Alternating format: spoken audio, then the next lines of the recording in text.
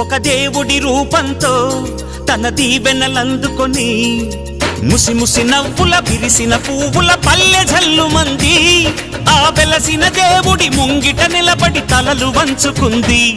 హరి ఓం శాంతి శాంతి నవరుగనాద విశ్వశాంతి. హరి ఓం శాంతి శాంతి నవరుగనాద విశ్వశాంతి.